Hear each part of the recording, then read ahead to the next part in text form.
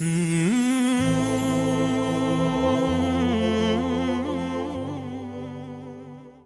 بالکل ایسے ہی ہے جیسے اہل تشیع کے ہاں، اہل تشیع کا اور ہمارا یقینی طور پہ بہت سی چیزوں میں اختلاف ہے. مثلا ان کا عقیدہ ہے کہ جادو کی کوئی حقیقت نہیں ہے.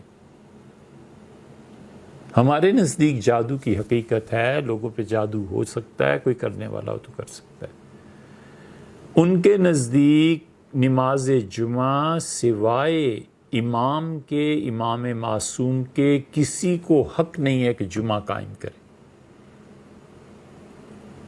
اہل تشیع میں جتنے لوگ بھی جمعہ قائم کر رہے ہیں اور ظہر چھوڑ رہے ہیں، یہ گناہ کی بات ہے.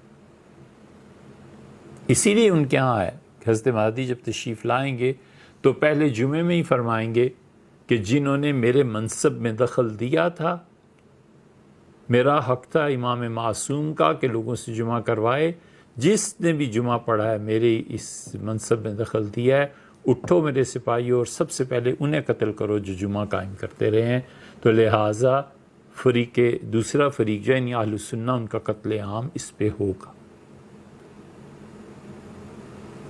ہم نے خود دیکھا مفتی جعفر صاحب کو، گجرانوالہ کے تھے، اہل تشیع میں سے تھے، قرآن پاک تو انہوں نے ترجمہ بھی کیا ہے، بڑے صاحب علم، اپنے مسلک کے بہت بڑے علماء میں سے تھے. مفتی صاحب نے پوری زندگی نہ جمعہ پڑھا نہ پڑھایا. 87 میں ضیاء الحق کے دور میں، 87 میں نہیں 79، بہرحال جب وہ زکوٰۃ کا مسئلہ چلا تھا تو اسلام آباد تشریف لائے تھے. پورا اسلام آباد اہل تشیع نے بلاک کر دیا تھا. اس وقت تشریف لائے تھے یہاں، اس موقع پر ان کی زیارت بھی ہوئی. مفتی صاحب برملا کہتے تھے کہ بھئی جمعہ نہیں ہے، واجب تخییری ہے یا واجب عینی ہے، یہ فقہی بحثیں ہیں، وہ ان کا اپنا مسلک ہے. Thanks for watching. Don't forget to like, comment, share and subscribe to